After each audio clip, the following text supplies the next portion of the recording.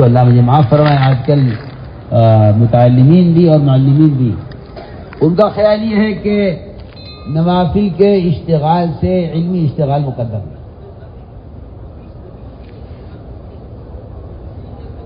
یہ ایک دھوکہ لگا ہے، یہ ایک دھوکہ لگا ہے کہ نوافل کے اشتغال سے علمی اشتغال افضل اور مقدم ہے، یہ ایک دھوکہ لگا ہے۔ میں بہت اہم بات عرض کر رہا ہوں،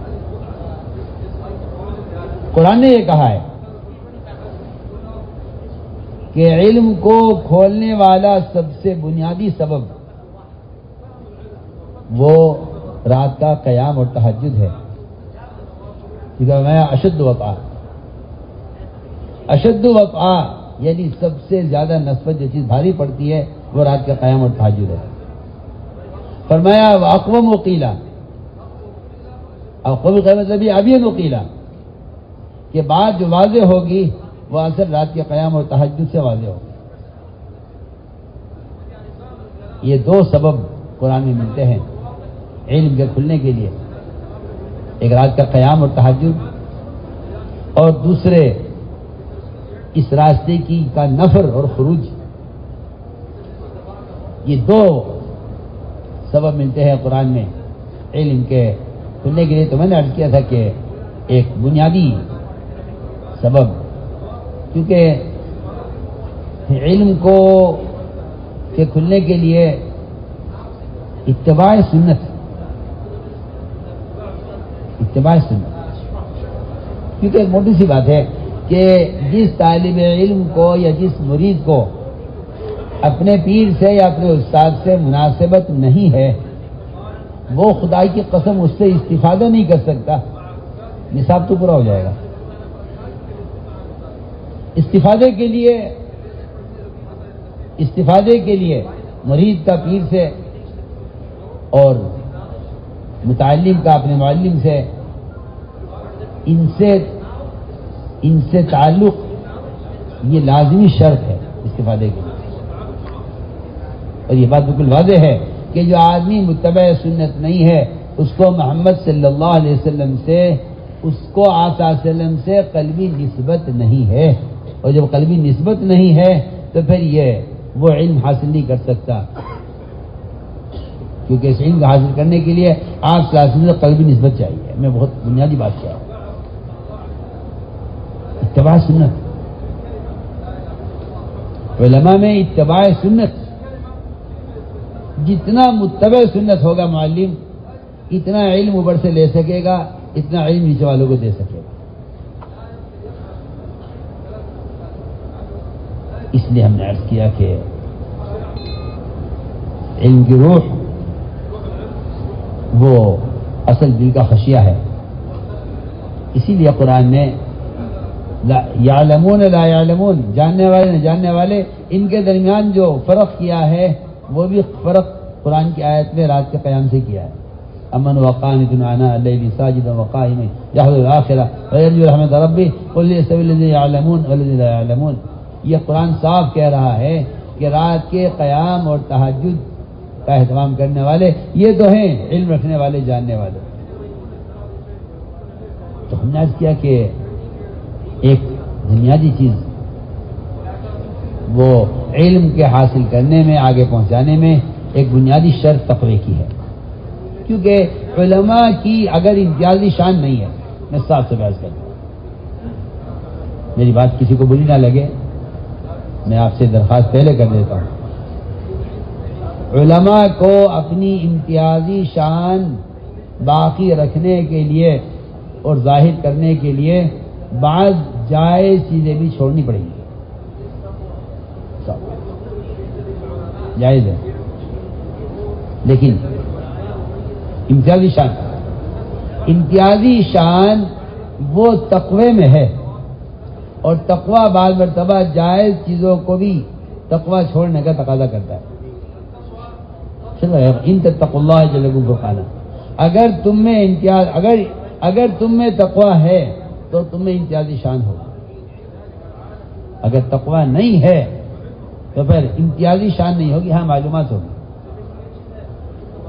اس لیے ایک بہت اہم بات یہ ہے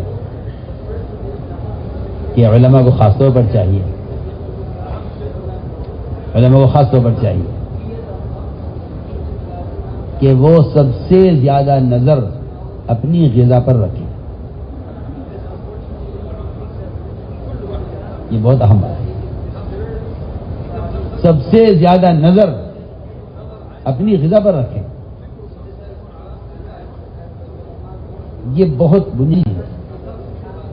اگر علماء خدا نہ کرے نعوذ باللہ، میں کسی کو متهم نہیں کرتا، کیونکہ کچھ باتیں عرض کی جاتی ہیں تحذیراً، بچنے کے لیے، ڈرنے کے لیے،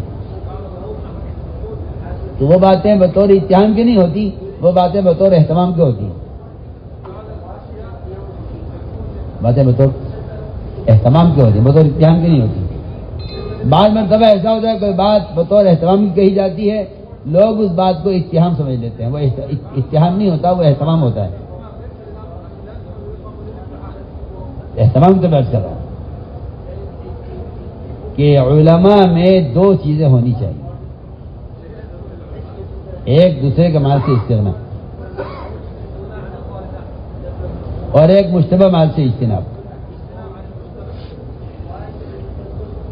دوسرے کے مال سے استغنا، مشتبہ مال سے اجتناب، یہ دو چیزیں مجاز کرنی. آپ کو میری بات بری نہ لگے، حتی الامکان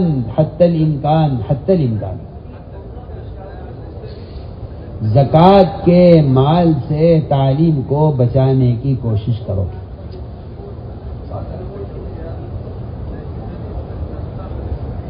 تعلیم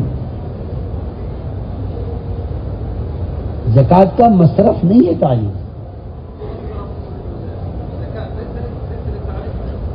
تعلیم زکوٰۃ کا مصرف نہیں ہے. فقہا زکوٰۃ کا مصرف نہیں ہے. زکوٰۃ کا مصرف فقراء ہیں، فقہا نہیں ہے. زکوٰۃ کا مصرف فقراء ہے. زکوٰۃ کا تعلق فقیر سے ہے. تعلیم سے کیا تعلق زکوٰۃ کا؟ تعلیم تو مسجد کا عمل ہے، اور مسجد سے زکوٰۃ کا کوئی تعلق نہیں ہے. ہاں، آپ ایک شخص کی ضرورت پر پیسہ خرچ کریں کہ یہ آدمی فقیر ہے، اسے کھانے کھلانا ہے، لیکن براہ راست زکوٰۃ کا تعلق تعلیم سے یہ نہیں، کیونکہ تعلیم تزکیے کے لیے ہے. اس کے لیے مال مزکہ چاہیے. اس کے لیے وہ مال جس کی زکوٰۃ دے دی گئی ہے. میں اغنیا سے کھل کر کہتا ہوں کہ تمہیں شرم آنی چاہیے کہ تم مال کا میل نکال کر خیر کے کام میں لگانے کو تم دینی مدارس پر احسان سمجھتے ہو کہ ہم تمہیں زکوٰۃ کا مال دے رہے ہیں. تو فقیر کا احسان ہے، تم سے زکوٰۃ وصول کر رہا ہے. ورنہ عام ذہن یہ بن گیا ہے کہ زکوٰۃ کا مال میرا، زکوٰۃ کا مال ہے، میں چاہتا ہوں کسی خیر کے کام میں لگ جائے. خیر کے کام میں نہیں، کسی فقیر کے کام میں لگنا چاہیے. خیر کے کام کے لیے وہ مال ہے جس کو تو زکوٰۃ دینے کے بعد اپنی خواہشات میں اور کوٹھیوں میں اور بنگلوں میں اور کاروں میں اور دنیا جہان کی خرافات میں خرچ کر رہا ہے. وہ مال مزکہ چاہیے تھا خیر کے کام کے لیے، مال زکوٰۃ چاہیے تھا فقراء کے لیے. ہم بہت کانٹے کی بات آپ سے کر رہے ہیں. آپ غور کر لیجیے، ایک آدمی ہے، مالدار آدمی ہے، وہ زکوٰۃ کا کتنا حصہ ہے، وہ مال کی کتنی تھوڑی سی مقدار ہے جس کو وہ زکوٰۃ میں دے رہا ہے، اور اسے خیر کے کام میں خرچ کر کے سمجھتا ہے میں نے کوئی احسان کیا. وہ لاکھوں کروڑوں کی مالیت جو مال مزکہ اس کے پاس ہے، اس مال مزکہ کو لگانا تھا تزکیے کے کاموں پر، کیونکہ تعلیم تزکیہ کا سب سے بڑا عمل ہے. امام بخاری رحمۃ اللہ علیہ کے والد جب انتقال ہوا تو امام بخاری رحمۃ اللہ علیہ کو 25,000 درہم ترکے میں دے کر گئے، اور یہ فرمایا کہ اس مال میں ایک پیسہ بھی مشتبہ نہیں ہے. اس میں ایک پیسہ بھی مشتبہ نہیں ہے، اس لیے کہ نبی کے لیے، اور نبی کے نائب علماء، ان کے لیے ضروری ہے یہ کہ ان کا معدہ مشتبہ مال سے بالکل صاف رہے۔ حضور اکرم صلی اللہ علیہ وسلم کو بھی اور انبیاء کو بھی اور عام مسلمانوں کو بھی قرآن میں اس کا بہت تاکید سے حکم ہے کہ رزق ہمیشہ پاکیزہ لینا، رزق ہمیشہ پاکیزہ لینا، رزق ہمیشہ پاکیزہ لینا۔ اور بغیر صدیق رضی اللہ تعالیٰ کو جو کہانت کی آمدنی کا لقمہ کھلایا گیا، اس لقمے کو قے کے ذریعے نکالا انہوں نے، قبل اس کے کہ یہ بدن کا حصہ بنے، اس کو باہر نکالنا۔ میں ضروری بات کر رہا ہوں،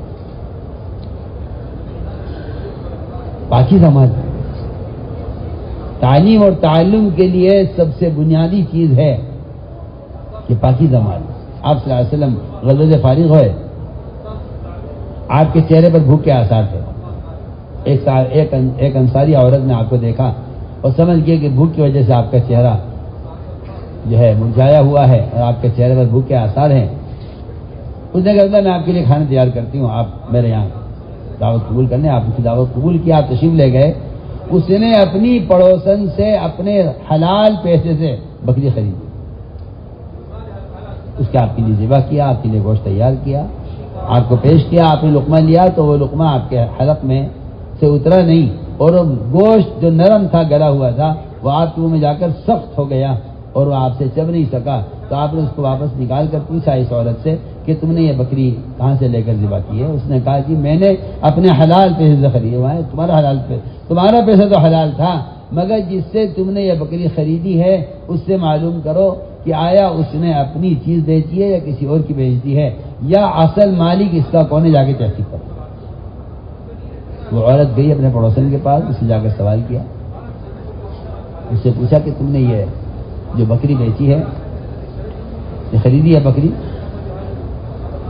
میں نے جو خریدی ہے بکری کس کی ہے؟ اس نے کہا یہ میرے شوہر کی ہے اور میں نے آپ کو بیچی ہے، لیکن آپ کے جانے کے بعد میرا شوہر آیا اور اس نے سوال کیا بکری کا کیا ہوا؟ میں نے کہا میں نے اتنے میں بیچی ہے۔ اس جگہ تم نے قیمت غلط لگائی ہے یا بکری اس سے زیادہ قیمت کی ہے۔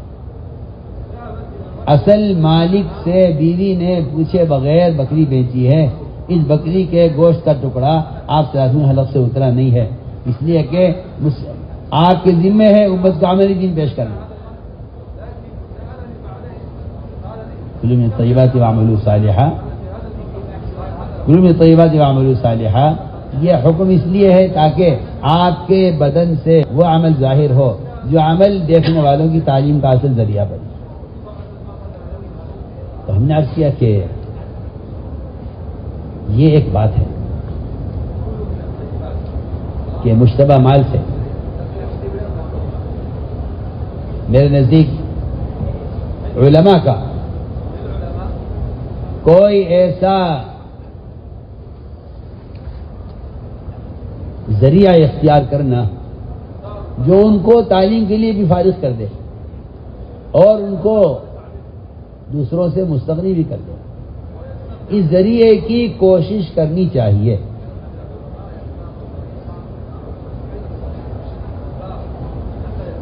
اس لیے کہ سب سے زیادہ معتبر مال وہی ہے جو آدمی اپنے ہاتھ سے کمائے۔ اس لیے میں عرض کر رہا تھا درمیان میں کہ امام بخاری رحمۃ اللہ علیہ کو ان کے والد نے جو مال دیا 25,000 درہم، وہ انہوں نے اس خیال سے کہ اگر میں اس میں لگ گیا تجارت میں تو تعلیم کا نقصان ہوگا، انہوں نے وہ مال ایک صاحب کو دیا اور ان سے کہا کہ آپ اس مال سے تجارت کریں اور اس کا نفع آپ بھی لیں مجھے بھی دیں، اس خیال سے کہ وہ تجارت کر لے گا، اس سے امام صاحب فارغ ہو جائیں گے۔ وہ اللہ کا بندہ امام صاحب کے پیسے لے کے بھاگ گیا اور کوئی پیسہ واپس نہیں کیا، نہ نفع دیا نہ راس المال سے کچھ دیا، اور وہ پیسے لے کے غائب ہو گیا۔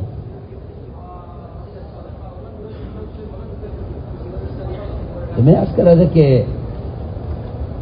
حتی الامکان اس کی کوشش کی جائے، یہ کہ میرا تو جو نظریہ ہے وہ یہ ہے کہ علماء کا صرف کتاب البیوع پڑھا دینا یا علماء کا صرف جدید جو نظام ہے بنوک کا اور بیوع کا اور سارا نظام ہے تجارتی، میرا نظریہ یہ ہے کہ اس میں ان کا عوام کا تعلق صرف قلم کاغذ کا نہیں رہنا چاہیے، بلکہ علماء کو عملی طور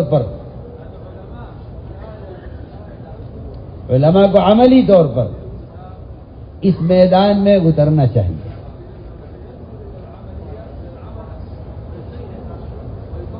یہ دکان تجارت کتاب سے نہیں پڑھائیں گے، یہ تجارت دکان سے پڑھائیں گے۔ صلو کما رأیتمونی اصلی کا جو ایک حکم ہے وہ صرف نماز کے لیے نہیں ہے، وہ جتنے زندگی کے جتنے بھی شعبے ہیں ان سارے شعبوں سے عملی دین پیش کرنا، یہ اس حدیث سے اشارہ اس کی طرف ہے۔ آپ نے بازار میں جا کر خود ہاتھ داخل کر دیا ایک گیہوں کے ڈھیر کے اندر گیلا تھا، فرمایا لا خلابتا من غشنا فلیس منا۔ یہ ہو یہ رہا ہے کہ منڈیاں جاہلوں کے ہاتھوں میں اور مسائل اور کتابیں اور تعلیم کا نظام ہمارے ہاتھ میں، تو تجارت کی منڈیاں جاہلوں کے ہاتھ میں اور تو کتاب ہمارے ہاتھ میں۔ اس کا مطلب یہ ہے کہ میرے ہاتھ میں کتاب تو ہے لیکن میرے عمل میں عملی تجارت میرے عمل میں نہیں ہے۔ اس لیے میرا دل چاہتا ہے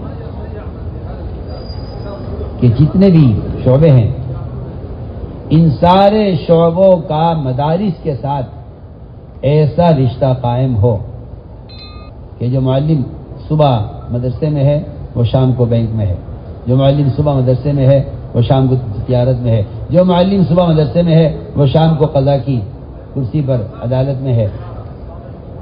میرا تو یہ دل چاہتا ہے، ورنہ میں قسم کھا کر کہہ سکتا ہوں کہ صرف تعلیم سے یہ نظام عالم بدل نہیں سکتا، تعلیم سے نہیں بدل سکتا۔ آپ جتنی چاہیں آسان سہولت تعلیم کی کر لیں، یہ نظام عالم صرف تعلیم سے نہیں بدلے گا، یہ تعمیل سے بدلے گا۔ تعمیل کے لیے ضروری ہے کہ تعلیم اور تعمیل دونوں کو جمع کیا جائے۔ میں تو اللہ سے چاہتا ہوں کہ اللہ ایسے علماء دیں ہمیں کہ جو صبح مدرسے میں پڑھا رہا ہے وہ شام کو دکان پر تجارت کر کے دکھا رہا ہے کہ یہ طریقہ تجارت کا ہے۔ اب تو حالت یہ ہے کہ بہت سے کام ایسے ہیں جن کے بارے میں علماء کے بارے میں قاعدہ یہ کام آپ کے کرنے کا نہیں ہے، یہ کام آپ کے کرنے کا نہیں ہے۔ امام بخاری رحمۃ اللہ علیہ نے حداد کا، نجار کا، یہاں تک کہ بزاز کا، ان سب کے ابواب قائم کیے ہیں بخاری شریف میں، صرف اس لیے کہ تاکہ کوئی زمانہ ایسا نہ آئے کہ یہ حرف اور پیشے یہ علماء کے لیے معیوب ہو جائیں اور لوگ کہیں کہ بھئی یہ کام علماء کرنے کا نہیں تھا، علماء کہاں بازار کے ماحول میں آ گئے۔ نہیں، بازار کے ماحول کو بدلنے کے لیے علماء کو بازار میں آنا پڑے گا۔ امام صاحب نے ان تمام پیشوں پر ابواب قائم کیے ہیں ان کی فضیلت اور اہمیت کو بتانے کے لیے کہ کہیں دور مستقبل میں ایسا نہ ہو کہ لوگ ان حرفوں کو، ان پیشوں کو معیوب سمجھ کر چھوڑ دیں۔ لیکن حداد کے لیے، بزاز کے لیے، یہاں تک کہ خیاط کے لیے، نجار کے لیے، لحام کے لیے، سب کے لیے اب آپ تو زیادہ جانتے ہیں، میں تو ان پڑھ آدمی ہوں، لیکن آپ دیکھیں بخاری شریف میں سارے باب قائم کیے صرف اس لیے تاکہ علماء یہ خیال نہ کریں یہ کام ہمارے کرنے کا نہیں۔ میں تو کہتا ہوں کہ ایک مدرسے سے کسی کو شریعت کی تعلیم دینا اتنا مؤثر نہیں ہے جتنا مؤثر ایک عالم کا بازار میں بیٹھ کر وہ تجارت کی تعلیم دینا عملی طور پر۔ صلو کما رأیتمونی، میں نے حدیث پڑھی اسی لیے تھی شروع میں تاکہ ہم اس پر غور کریں۔ اللہ کا فضل ہے، ایسے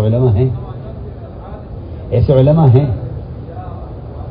جن کی بڑی بڑی فیکٹریاں ہیں، بڑے بڑے ان کے کاروبار ہیں، اور وہ صبح 2 گھنٹے 3 گھنٹے مدرسے میں تعلیم دیتے ہیں، اور وہ شام کو یا صبح کو اپنے جو ہے کمپنی کو دیکھتے ہیں، اور شام کو ان کے پاس بڑے بڑے ملکوں سے غیر مسلم آتے ہیں، اور وہ ان کے تجارتی نظام کو دیکھ کے حیران ہوتے ہیں۔ اس لیے کہ یہ بات بالکل واضح ہے کہ اگر آپ کتابوں سے عوام کو اور کتابوں سے کفار کو بتانا چاہیں کہ اسلامی تجارت کیا ہے، تو وہ تو نہ اس کو سمجھ سکتے ہیں نہ اس کو پڑھ سکتے ہیں۔ وہ تو انہیں تو معاملہ چاہیے، معاملہ دور صحابہ کی طرح۔ تو میں نے ایک بات عرض کی ہے کہ علماء کو، میں کسی کو متہم نہیں کرتا، لیکن میں ایک بات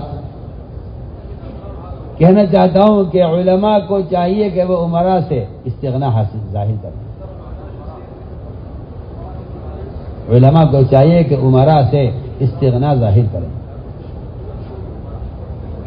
علماء امراء سے استغنا ظاہر کریں۔ کیوں؟ اس لیے کہ یہ ہمیشہ بادشاہوں کا معمول رہا ہے کہ وہ علماء کو ہدایہ پیش کرتے تھے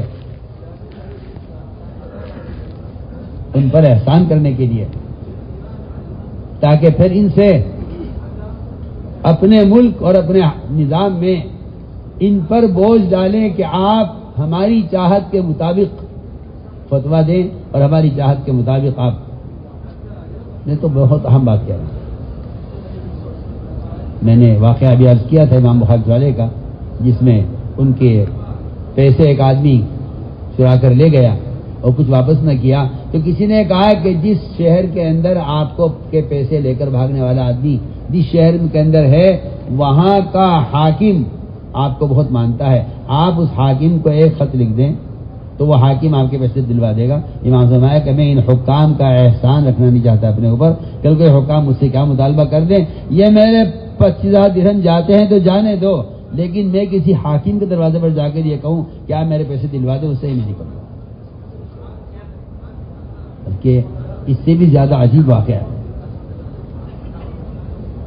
ابن عطیہ رحمۃ اللہ علیہ اپنے زمانے کے بڑے علماء میں ہیں۔ ابن عطیہ ماشاءاللہ آپ حضرات جانتے ہیں، ان کا ایک مسئلہ اٹک گیا، اور ایسا اٹک گیا کہ وہ اس کا کوئی حل نہیں تھا۔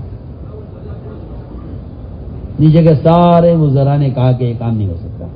کسی نے کہا اگر بادشاہ حکم دے دے تو یہ کام ہو سکتا ہے۔ سلطان غوری کا زمانہ تھا، سلطان غوری اپنے زمانے کا بادشاہ، انہوں نے کہا کہ آپ سلطان غوری سے اگر آپ کہلوا دیں تو سلطان کے حکم سے آپ کا کام ہو جائے گا۔ ابن عطیہ کو خیال ہوا کہ یہ کام میں کس سے کراؤں۔ ابن عطیہ کا بہت تعلق تھا علامہ سیوطی سے، جلالین صاحب جلالین۔ انہوں نے علامہ سیوطی سے جا کر درخواست کی، علامہ سیوطی ابن عطیہ کا بہت اکرام کرتے تھے۔ انہوں نے کہا کہ میرا ایک کام ہے، کہ فرمائیے کیا حکم ہے؟ کہ آپ کو بادشاہ کے پاس جانا پڑے گا، اور بس جائیے اور اتنا کہہ کے آ جائیے کہ ابن عطیہ کا کام کر جائے، وہ آپ کی بات کو ٹالے گا نہیں، اس کو آپ سے بہت تعلق ہے۔ علامہ سیوطی کا جواب سنیے۔ علامہ سیوطی نے جواب یہ دیا کہ میں آپ کا کام ضرور کر دیتا، مگر مجھے بادشاہ کے دربار میں اس کام کے لیے جانے سے میں معذور ہوں، اور میں چاہتا ہوں آپ مجھے اس کا حکم نہ کریں، اور میں یہ کام نہیں کر سکتا۔ آپ کو کیا دقت ہے، آپ جائیے، صرف بادشاہ سے کہہ کے آ جائیے۔ علامہ سیوطی نے فرمایا کہ 70 مرتبہ سے زیادہ میں محمد صلی اللہ علیہ وسلم کی زیارت کر چکا ہوں، بغیر خواب کے، بغیر نیند کے، کھلی آنکھوں۔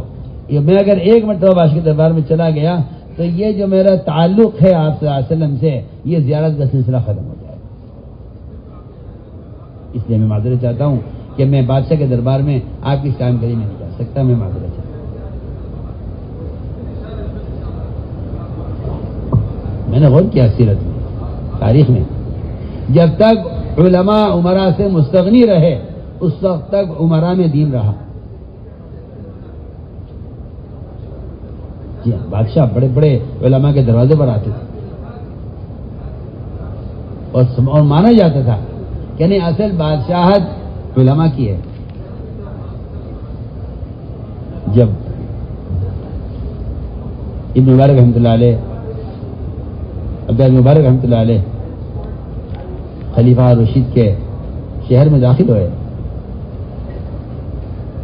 تو اتنا ہنگامہ ہوا کہ بادشاہ یہ سمجھا کہ میرے ملک پر ظلم نے حملہ کر دیا. اپنی بادی جگہ دیکھو کیا ہوا.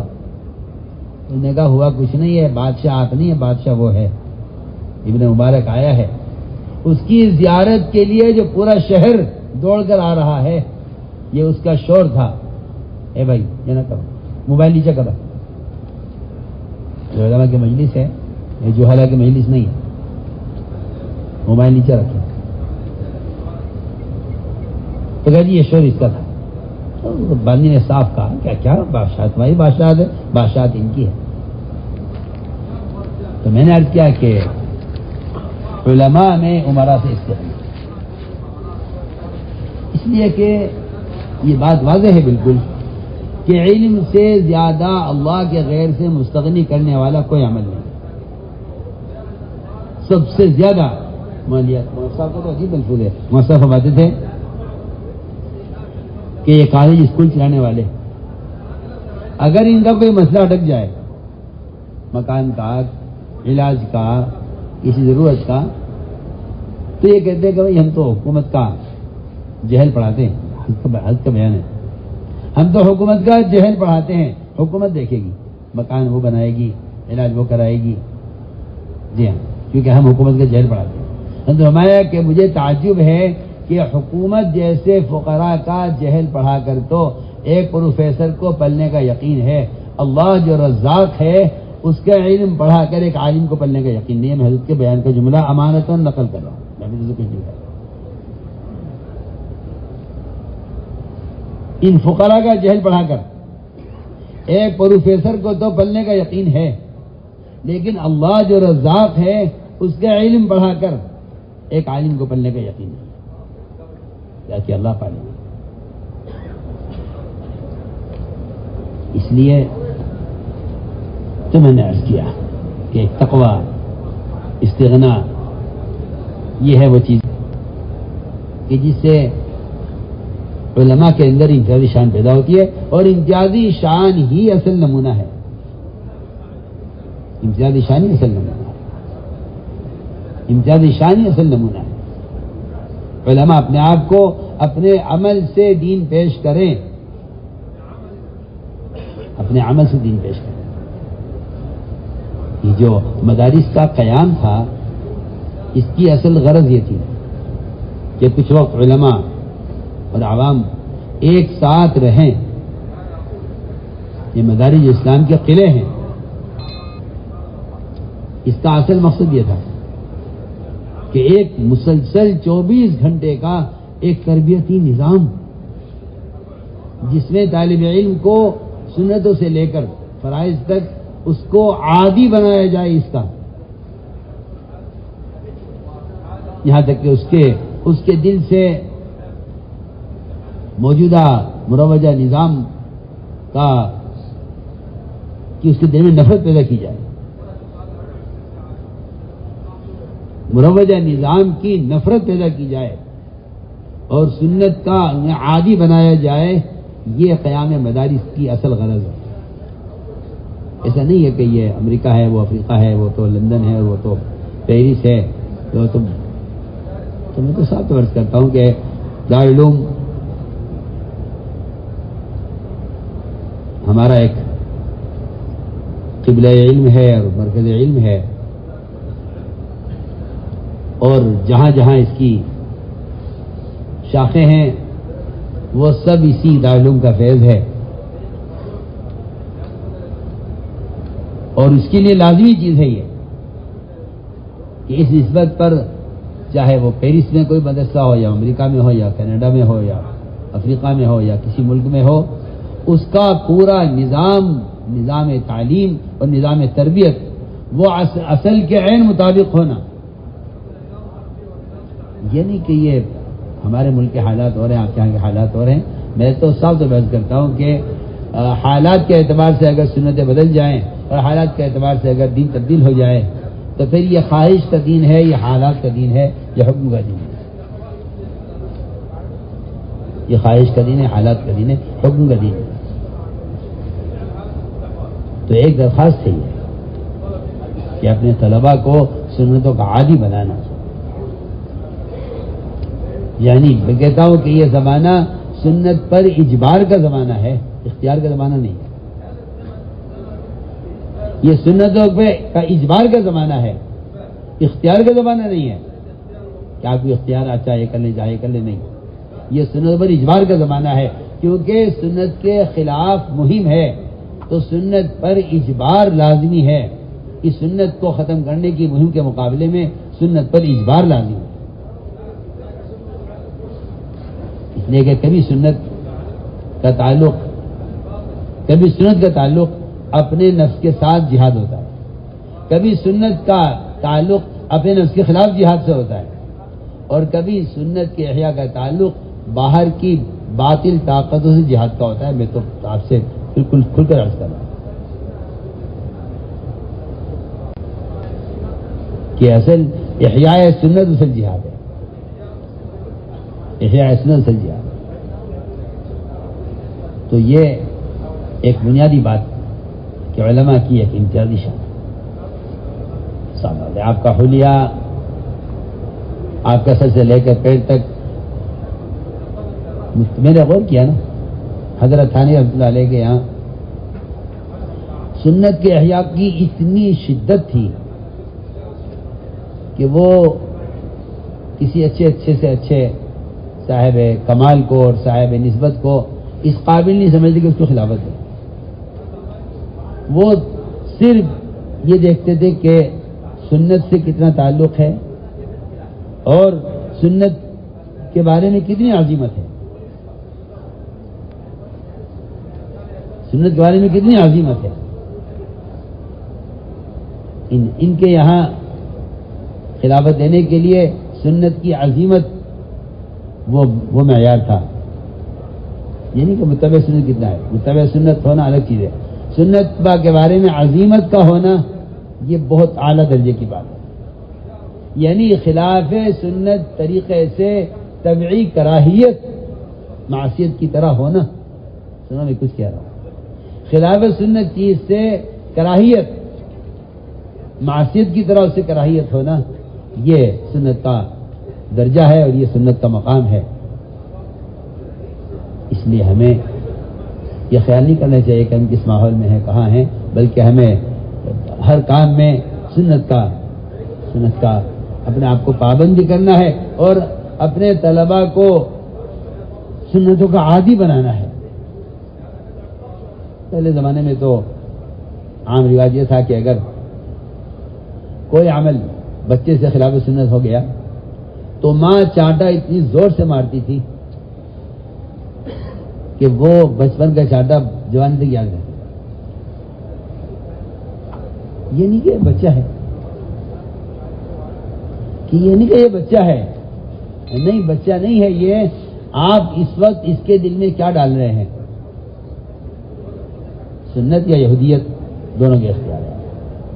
اگر آپ اس وقت اس معاملے کو ہلکا سمجھ کر اس کو چھوڑ دیں تو آپ کے بچے کی پرورش یہودیت پر شروع ہو گئی. ہمیں خوب یاد ہے بائیں ہاتھ سے اگر لقمہ لے لیا تھا تو اتنی زور سے چانٹا لگتا تھا کہ وہ بعض ایک مرتبہ ہمارے کسی بچے نے لقمہ بائیں ہاتھ سے ڈانٹا زور سے، تو اس کی والدہ کو ذرا خیال ہوا کہ بھائی بچہ ہے ابھی، اور اتنی زور سے ڈانٹ دیا اس کو. میں نے کہا ٹھیک ہے تم دیکھنا ذرا. 4 مہینے کے بعد، پورے مجھے یاد ہے 4 مہینے کے بعد اس کی والدہ نے ویسے ہی بطور امتحان کے کہا کہ اس ہاتھ سے کھا لو، بائیں ہاتھ سے. یہ نہیں بائیں ہاتھ سے نہیں کھانا چاہیے، بہت چھوٹا بچہ ہے، نہیں بائیں ہاتھ سے نہیں کھانا چاہیے. اس لیے کہ مجھے یاد ہے 4 مہینے پہلے اس پر ڈانٹ پڑی تھی کہ بائیں ہاتھ سے نہیں کھانا. تو یہ بچے آپ کے پاس امانت ہے، آپ کے پاس امانت ہے، آپ کے سامنے ان کا مستقبل نہیں ہونا چاہیے، آپ کو ان سے آگے جو کام لینا ہے، اس لیے کہ مدارس یہ تو تفریق کے مراکز ہیں، میں بہت اہم بات ہے، مدارس یہ تفریق کہتے ہیں چوزے تیار کرنا، بچے تیار کرنا، تفریق بچے تیار کرنا، چوزے تیار کرنا۔ آپ دیکھیں گے بہت چھوٹے چھوٹے چوزے ہوتے ہیں، ان کو وہیں سے انجیکشن لگنے شروع ہوتے ہیں۔ آدم سازی کے کارخانے ہیں مدارس۔ آپ یہ سوچ کر چلیں کہ آپ ایک بچے کی تربیت نہیں کر رہے، آپ ایک ادارہ قائم کرنے کے لیے ایک آدمی، ایک رجال تیار کر رہے ہیں۔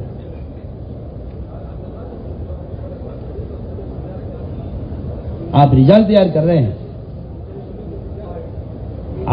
آپ کے ذہن میں آپ مجھے معاف کیجیے گا، ہمارے ذہن میں صرف اتنا ہے کہ یہ بچہ پڑھ کے فارغ ہو جائے۔ میرے ذہن میں یہ کہ اس بچے سے مجھے جس ملک کا، جس علاقے کا ہے، وہاں مجھے اس بچے سے کل ایک ادارہ قائم کروانا ہے۔ آپ اس کو ایک ادارے کا مدیر اور ایک مدرسے کا معلم اور ایک علاقے کا مفتی اور ایک علاقے کا قاضی کی حیثیت سے آپ اس بچے کی تعلیم کی فکر کریں جو مدرسہ آپ کے مدرسے میں آیا ہوا ہے۔ ورنہ اللہ مجھے معاف کرے، ہمارے یہاں سوائے نصاب پورا کرا لینے کے اس سے زیادہ ہمارے ذہن میں کوئی اور تعلیم کا معیار نہیں ہے کہ اس کا نصاب پورا ہو جائے، اور جو ہمارے یہاں نمبرات کا ایک معیار بنا ہوا ہے نتیجے کا، وہ اچھا نتیجہ اس کا نکل آئے۔ میں ابھی بمبئی میں اجتماع تھا، علماء کو جمع کیا، معلوم ہوا کہ 70% علماء تجارت کرتے ہیں، پڑھاتے نہیں۔ میں نے کہا تم مجھے 1% بتلا دو، 1% کوئی ثابت کر دے، 0% کوئی ثابت کر دے کہ ڈاکٹری کسی نے پڑھی ہو، ڈاکٹر نہ ہو، مجھے ثابت کر دے۔ وہ 15 سال 20 سال ڈاکٹری پڑھنے کے بعد اس کے تصور میں بھی نہیں ہے کہ وہ پڑھائے گا، کہ وہ ڈاکٹری نہیں کرے گا۔ وہ اپنی زندگی کو ضائع کرنا سمجھتا ہے کہ اگر میں نے کلینک نہ کھولا یا کسی اسپتال میں ملازم نہ ہوا تو میں نے اپنی زندگی برباد کر دی ہے، میں نے 15 سال کی محنت بھی برباد کی ہے، مال بھی برباد کیا۔ یہاں متخرج وہ یہ سوچتا ہے کہ اب میں فارغ تو ہو گیا، بڑھ کے نہیں کیا کروں۔ میں نے کہا ان سے، میں نے کہا مجھے حیرت ہے، میرے پاس کوئی ڈاکٹر نہیں آیا پوچھنے کے لیے میں ڈاکٹر سے فارغ ہو گیا ہوں، میں کیا کروں۔ میرے پاس علماء آتے ہیں فارغ ہو کر کہ جی میں فارغ ہو گیا ہوں، اب میں کیا کروں۔ والد صاحب کہہ رہے کہ کاروبار سنبھال لو، دادا کہہ رہے میری ایک زمین پڑی ہے اس کو دیکھ لو۔ میں تو کہتا ہوں کہ مدارس سے، متخرجین سے تعاہد لینا چاہیے اس کا کہ آپ فراغت کے بعد یقینی طور پر آپ پڑھائیں گے۔ مجھے میری بات آپ کو بری نہ لگے، میں نے غور کیا ہے کہ اگر یہ تعلیم کا نظام خدمت کے بجائے ملازمت کی طرف گیا اور اجر کے بجائے اجرت کی طرف گیا تو پھر ہر عالم معلم نہیں رہے گا، یہ یقینی بات ہے۔ وہ اپنے حالات دیکھے گا، وہ اپنے حالات دیکھے گا کہ میرے پڑھانے کے حالات ہیں یا نہیں، یا میری مرضی کے مطابق مجھے کہیں راتب ملتا ہے یا نہیں، یا میری استعداد جیسی ہے اس اعتبار سے مجھے کوئی معیاری مدرسہ ملتا ہے یا نہیں۔ اس کے پڑھانے کے لیے اتنی شرائط پیدا ہو جائیں گی اگر اس نے یہ فیصلہ نہ کیا کہ میرے ذمہ پڑھانا فرض ہے، مجھے پڑھانا ہے، کسی بھی طرح پڑھاؤں، میں چاہے مسجد کی سطح پر بیٹھ کر آنے والوں کو مسائل فرائض سکھلاؤں، چاہے اس سطح پر مجھے کام کرنا ہو، لیکن مجھے پڑھانا ہے۔ یہ مزاج بچپن سے اگر طلبہ کا نہیں بنایا گیا پڑھانے کا، اسکول کالجوں کے جا کے دیکھو، یہ اسکول کالج کے لڑکے اوپر کی کلاس صبح کو پڑھتے ہیں، شام کو جا کے گھر میں ٹیوشن لیتے ہیں. کیوں؟ یہ اپنے سے نیچے والوں کو پڑھانے کے دوران پڑھاتے ہیں، پڑھنے کے دوران پڑھاتے ہیں، بعد میں جو کام کرتے ہو کرتے ہو، لیکن ان کا لوگوں کو دوسروں کو تعلیم دینا ان کے بھی تعلیم کے دوران شروع ہو جاتا ہے. ہمارا دین ایسا ہے کہ اپنے مدارس کے طلبہ کا ذہن، ان کی فکریں عالمی بناؤ کہ دیکھو آپ اپنے فلاں علاقے سے آئے ہو، آپ کو اس پورے علاقے کو تعلیم پر لانے اور ان کو سکھلانے کی آپ کو فکر کرنی ہے. آپ یہاں سے یہ امانت لے کے جا رہے ہیں. ورنہ تو میں کہتا ہوں کہ بڑی تعداد ہے ایسے متخرجین کی جو بڑی اچھی صلاحیتوں کے ساتھ مدرسے سے فارغ ہوئے تھے، لیکن وہ ساری صلاحیتیں ان کی صفر ہو گئی اور وہ تجارت میں اور ملازمت میں اور دنیاوی کاموں میں ایسے الجھ کر رہ گئے کہ ان کے تعلیم سے اور دین سے اور علم سے ان کا رشتہ ہی ختم ہو گیا. اس لیے ہمارے تو اس کام کا اصل مقصد ہی تعلیم ہے. علماء کے نفر کا یہ مقصد تعلیم کے نظام کو وسعت دینا ہے، اور نقل و حرکت کا اصل رشتہ ہی تعلیم کے ساتھ ہے. وہ تو قرآن آپ پڑھیں تو آپ کو صحابہ کے سرایا ایسے بے شمار ملیں گے جس کے ذریعے سے صرف تعلیم کے نظام کو وسعت دینا اور پھیلانا تھا. ورنہ آج کل لوگ سمجھتے ہیں کہ نفر کے وعدے اور اس پر نہ نکلنے پر وعیدیں وہ صرف قتال کی وجہ سے ہے. یعنی میرے نزدیک تو یہ روایتیں موجود ہیں جس میں تعلیم کے لیے نہ نکلنے پر حدیث کے اندر وعیدیں ہیں. میں نے تو شروع میں روایت پڑھی تھی، آپ صلی اللہ علیہ وسلم نے تعجیل عقوبت کی دھمکی دی ہے ان علماء کو تعجیل عقوبت کی دھمکی دی ہے کہ علاقوں میں اسلام پہنچ جائے، علم نہ پہنچے. آپ نے صاف فرمایا کہ یہ علماء جاہلوں کو دین سکھلائیں ورنہ علماء کو دنیا میں سزا دوں گا. یہ 3 مرتبہ آپ نے دہرایا اس جملے کو. تینوں مرتبہ انہوں نے کہا جی ہم پڑھانے کو تیار ہیں، عوام آتے نہیں ہیں. آپ نے ان کا یہ عذر قبول نہیں کیا کہ عوام نہیں آتے ہیں تو آپ کی کوئی غلطی نہیں ہے. آپ نے ان کے عذر کو قبول نہیں کیا. یہ اس بات کی علامت ہے کہ عوام کا آنا اصل نہیں ہے، ہمارا جانا اصل ہے. میں تو صاف کہتا ہوں اگر ایسا ہوتا تو آپ صلی اللہ علیہ وسلم ان کے عذر کو قبول کر کے بات ختم کر دیتے. آپ کا بار بار ان کی بات کو رد کرنا اور اس سے تکرار ہے روایت کے اندر. میں تو علماء جاہل کو دین سکھلائیں ورنہ علماء کو دنیا میں سزا دوں گا. علماء صاحب نے کہا جی امہلنا سنتن یا رسول اللہ، میں 1 سال کا موقع دیجیے، جہاں جہاں اسلام پہنچ گیا ہم وہاں خود علم پہنچا کر رہے ہیں. اس لیے آپ غور کریں کہ 70 علماء آپ نے چن کر بھیجے اہل نجد کے مطالبے پر، جبکہ آپ کو اطمینان نہیں تھا. 70 علماء شہید کیے گئے، ان کا مقصد صرف تعلیم دینا تھا جا کر اور کوئی مقصد نہیں تھا. آپ صلی اللہ علیہ وسلم نے کفار کے لیے اتنی لمبی بددعا کسی موقع پر، کسی غزوے کے موقع پر یا مکہ مکرمہ میں آپ کو ستایا گیا کسی موقع پر، کہیں بھی اتنے عرصے 1 مہینے تک آپ نے بددعا کی ہے ان کفار کے لیے کی ہے جن کفار نے علماء کو شہید کیا. صاحب نے کہا جی ہم لڑنے کے لیے نہیں آئے، ہم تعلیم کے لیے آئے ہیں. کسی کے پاس ہتھیار بھی نہیں تھا، روایت کے اندر موجود ہے. اس کفر کے زمانے میں، اس بدامنی کے زمانے میں علماء صحابہ 70 کی جماعت صرف نکلی ہے علم پہنچانے کے لیے اہل نجد کے مطالبے پر، سب کو شہید کیا گیا ہے. میں احساس کرتا ہوں کہ اصل نفر کا جو تعلق ہے وہ اصل تعلیم کے ساتھ ہے. اس لیے آپ حضرات کسی بھی علاقے کے ادارے پر اکتفا نہ کریں، بلکہ میرے نزدیک کسی صوبے میں اسکول اور کالج کی تعداد تک مدارس کا پہنچ جانا یہ وقت کی شدید ترین ضرورت ہے. وقت کی شدید ترین ضرورت ہے.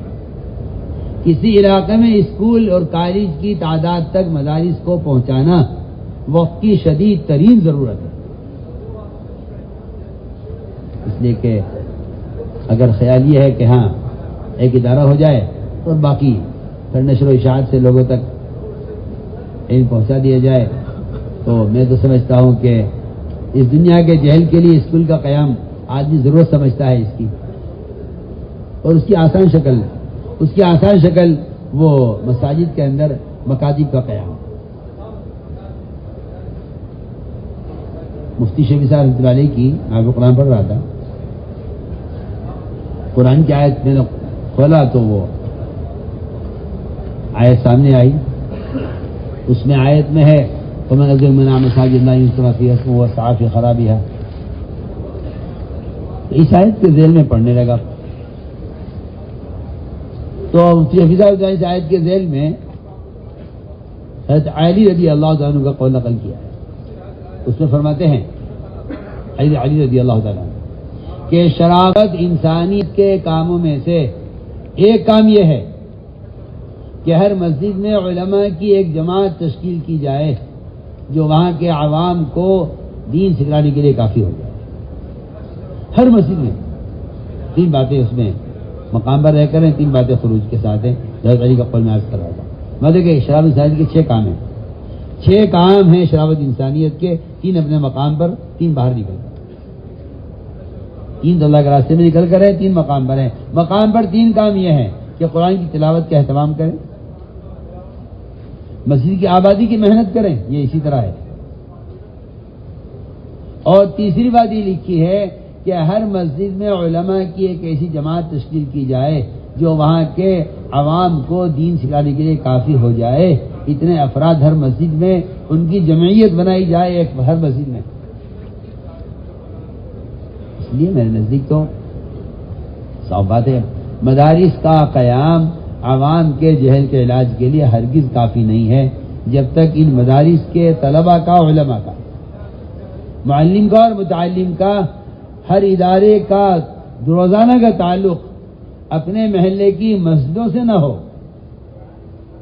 تو میرے نزدیک صرف مدارس کا قیام عوام کے جہل کے علاج کے لیے ہرگز کافی نہیں ہے۔ یہ اتنا بڑا عوام کا جو سمندر بہہ رہا ہے ارتداد کی طرف اور جہنم کی طرف، اس کو روکنے کے لیے مدارس کا قیام کافی نہیں ہے۔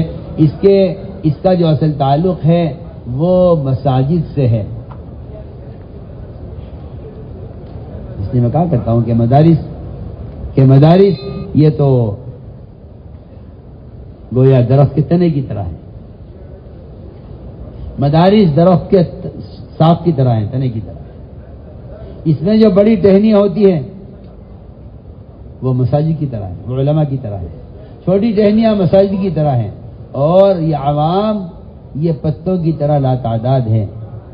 اگر یہ رشتہ قائم رہا عوام کا تعلق مساجد سے، مساجد سے تعلق علماء کا، اور علماء کا تعلق مدارس سے، تو یہ رشتہ اگر اس ترتیب پر قائم رہا تو یہ درخت پھل بھی دیں گے، سایہ بھی دیں گے۔ عوام مساجد سے کہ علماء سے جڑے، یہ اگر علماء مساجد میں نہیں ہے تو میں تو کہتا ہوں کہ اصل تعلیم کی جیسا کہ ملفوظ ہے کہ حوادث زمانہ نے علم کو مسجد سے نکالا ہے، یعنی ضروریات زمانے کی وجہ سے علم مسجد سے نکل گیا، ورنہ تعلیم کی اصل جگہ مسجد ہے۔ تعلیم کی اصل جگہ مسجد ہے کہ مساجد کے اندر نظام تعلیم قائم کیا جائے، مساجد کے اندر نظام تعلیم قائم کیا جائے۔ حضرت علی فرماتے رضی اللہ تعالیٰ عنہ شرافت انسانیت کے کاموں میں سے ایک بنیادی کام یہ ہے کہ مسجدوں میں، ہر مسجد میں علماء کی ایک جماعت تشکیل کی جائے جو وہاں کے پوری جتنی پبلک ہے، عوام۔ اس لیے ہمارے یہاں تو گشت کا موضوع ہی مسائل سے جوڑنا ہے۔ کیا ہے گشت کا موضوع؟ گشت کا موضوع ہے عوام کو مسجد سے جوڑنا، مسائل کے حلقوں میں لا کر جوڑنا، یہ گشت کا موضوع ہے۔ گشت کا مقصد ہی یہی ہے کہ انہیں جہل کے ماحول سے نکال کر یہاں علم اور مسائل کے حلقوں میں اور علماء کی صحبت میں لا کر یہاں جوڑا جائے، اور علماء مسجد کو وقت دے کر عوام کی ضرورت کو دیکھیں، کیونکہ مساجد ایک کلینک کی طرح ہیں اور عوام بیماروں کی طرح ہیں اور علماء ڈاکٹروں کی طرح ہیں۔ یہ نظام مساجد میں قائم کرنا یہ ہمارے یہاں کام کا سب سے پہلا تقاضا ہے۔ سب سے پہلے ہم مسائل میں صاف طور پہ کرتا ہوں، مجھے فضائل کی تعلیم سے اطمینان نہیں ہے. یہ کہنا بھائی تبلیغ میں تو فضائل کی تعلیم ہوتی ہے، فضائل کیا ہوگا؟ فضائل کی تعلیم سے مسائل تھوڑی معلوم ہو جائیں گے. کتنی پبلک ہے جنہیں عمل کا شوق ہے، فضائل کی تعلیم سے عمل کا شوق پیدا ہوا ہے، مسائل نہیں جانتے. میرے نزدیک فضائل کی تعلیم، مسائل کی تعلیم، یہ دونوں برابر کا اہمیت رکھتے ہیں اور دونوں کا تعلق مسجد سے ہونا چاہیے. یہ نہیں کہ مسائل کا تعلق تو علماء سے اور دارالفتہ سے ہے اور رہا فضائل کا تعلق مسجد سے ہے. نہیں، میں فضائل اور مسائل دونوں چیزوں کو ہر مسجد کی سطح پر لانا چاہتا ہوں تاکہ عوام کی کا، اس لیے کہ عوام الناس مدارس کو وقت نہیں دیں گے، دیتے شدہ بات ہے. عوام الناس مدارس کو وقت نہیں دیں گے. اللہ غریق رحمت کرے ہمارے شیخ محی السنہ عبدالرحمن صاحب ہردوئی رحمۃ اللہ علیہ، وہ 1 منٹ کے مدرسے پر جو مصر تھے، ایک مرتبہ نظام الدین تشریف لائے، میں نے کہا 1 منٹ کا مدرسہ اگر تم یہ قائم کر لو. میں نے کہا مولانا ہم تو یہ چاہتے ہیں کہ ہر مسجد کے اندر اس طرح نظام تعلیم قائم ہو کہ دیکھنے والوں کو مسجد مدرسہ معلوم ہو. اس لیے کہ سن 600 ہجری تک مجھے یاد پڑتا ہے کہ تعلیم کا نظام مسجد سے باہر نہیں آیا. سن 600 ہجری سارے فتوے قضا پورا نظام تعلیم مسجد کے اندر. 1600 طلباء ہوتے تھے ابو درداء کی مسجد میں جو ان سے سارا علم حاصل کرتے تھے. 1600 طلباء ایک وقت میں ہوتے تھے. مدارس سراخوں پر یہ علماء کے بننے کی جگہ ہے. اصل استعمال کی جگہ مساجد ہیں. اگر علماء کا مساجد میں استعمال نہیں ہے اور علماء مساجد کے لیے اپنا فارغ نہیں کرتے تو میں کہتا ہوں عوام کے جہل کا اللہ کی قسم کوئی علاج نہیں ہے. مدارس سے علاج نہیں ہوگا. کوئی آ کے آپ سے مسئلہ معلوم کر لے گا تو کر لے گا. میرے نزدیک یہ کوئی آ کر مسئلہ معلوم کر لے آپ اسے مسئلہ بتا دیں. میرے نزدیک کتمان علم صرف یہ نہیں ہے کہ آپ اس کو مسئلہ نہ بتائیں. کتمان علم یہ بھی ہے کہ آپ غیر سائل کو علم نہ پہنچائیں. یہ بھی کتمان علم ہے. علم کا کتمان یہ بھی ہے. یہ قرآن کہتا ہے مال کے بارے میں وفی اموالہم حق للسائل والمحروم کہ دونوں کا حق برابر ہے. اس میں سائل کا بھی غیر سائل کا بھی. تو اس لیے اصل درخواست کیا ہے. اس میں کوئی شک نہیں کہ آپ حضرات بڑے کام میں لگے ہوئے ہیں، لیکن صاف بات ہے، میں تو بار بار کہتا ہوں کہ اگر بڑے سے بڑے ڈاکٹر سے آپ وقت لے لیں اور ایمرجنسی کیس آ جائے تو ڈاکٹر مریض کو چھوڑ کر ایمرجنسی کیس دیکھتا ہے. آپ صلی اللہ علیہ وسلم ممبر سے بیان فرما رہے اور صحابہ بیٹھے ہوئے اور آپ بیان کر رہے. اس درمیان ایک شخص نے آ کر دروازے پر کہا علمنی دین یا رسول اللہ، مجھے دین سکھلائیے. آپ نے صحابہ کو چھوڑ دیا درمیان میں بیان، اس کے آتے ہی اس کے سوال پر ختم کیا. آپ ممبر سے اتر کر اس کے پاس خود چل کر گئے اور جا کر اس کو دروازے پر بیٹھ کر آپ نے اس ایک شخص کو اسلام کے فصل کسی کے حوالے کر دیتے، کسی اور وقت بلا لیتے. اپنے کبار صحابہ کو اس کی تعلیم دینی تھی کہ اگر کوئی سائل آتا ہے تو آپ سارے اپنے کاموں پر اس سائل کے سوال کو مقدم کریں. آپ یہ نہ کہ میں مشغول ہوں، کہ آپ کی مشغولی ان متخصصین کے لیے اور آپ کی مشغولی جاہل کے لیے دونوں برابر ہے. میں تو بہت آسان بات کرتا ہوں. ان متخصصین کے لیے آپ کی مشغولی کا جو درجہ ہے وہی درجہ اس سائل کے لیے ہے. ورنہ بعض مرتبہ ایسا کیس آ جاتا ہے ڈاکٹر کے پاس کہ اسے ایک اچھے بیمار آدمی کو چھوڑنا پڑتا ہے اس آنے والے مریض کو دیکھنے کے لیے جسے ہارٹ اٹیک ہو گیا ہے اچانک، یا جس کی جو ہے برین ہیمریج ہو گیا ہے، یا اس کو کوئی سڑک حادثے میں اس کی حالت نازک ہے. اس کو مقدم کرتا ہے ڈاکٹر، باوجود یہ کہ اس نے وقت دیا ہوا ہے کسی اور کو.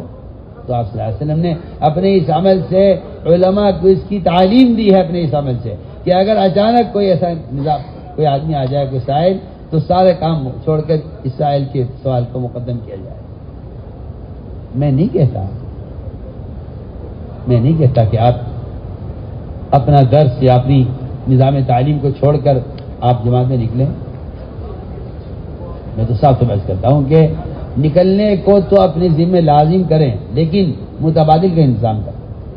میں تو بہت عرصے سے یہ بات کہہ رہا ہوں کہ کہ مدارس میں مدرسین وہ ضرورت سے زائد ہونے چاہیے. کیوں؟ اس لیے کہ تناوب جو ہے سنت، جو تناوب ہے سنت، عمل ہے تناوب کا، کہ یہ خروج میں ہوں گے، یہ مقام پر ہوں گے. جو قرآن کی آیت کا ترجمہ میں نے کیا ہے، لولا نفر من كل فرق من طائفة ليتفقهوا في الدين، ایسا کیوں نہیں کرتے کہ ایک جماعت مقام پر رہ کر وہ جو ہے قضاء کے، مسائل کے، فتوے کے، تعلیم کے، حدیث کے، تدریس کے، خطابت کے، نماز مساجد کے، نمازوں کے، یہ سارے تقاضے ایک جماعت مقام پر رہ کر پورے کرے، اور علماء کی ایک جماعت خروج میں رہے. یہ تو میں آیت کا بالکل صاف ترجمہ کر رہا ہوں، کیونکہ یہ آیت علماء سے ہی متعلق ہے. آج کل تو لوگ یہ سمجھتے ہیں کہ نفر کا تعلق عوام سے ہے. میں کہتا ہوں قرآن پڑھیے تو آپ کو پتہ چلے کہ نفر کا تعلق علماء سے ہے، اور علم سے تعلق نفر کا قتال سے بھی زیادہ ہے. ٹھیک ہے، تعلیم دینا امت کو جہنم سے بچانا ہے، قتال تو جہنم میں پہنچانے کے لیے ہے. جو قتل ہو گیا جہنم میں چلا گیا. میدان قتال میں حضرت نے تعلیم کا نظم ثابت کیا ہے کہ صحابہ کرام بعض صحابہ کو آج سے بٹھا دیا کرتے تھے کہ تم یہاں علم حاصل کرو، ہم قتال کر رہے ہیں میدان میں. کوئی حکم آ جائے، کوئی نیا فیصلہ آ جائے حلال حرام کا، کوئی نیا حکم نازل ہو جائے، کوئی قرآن کی آیت نازل ہو جائے، یا آپ صلی اللہ علیہ وسلم کوئی بات فرمائے تو تم اس کو محفوظ کرنا، ہم میدان میں ہیں.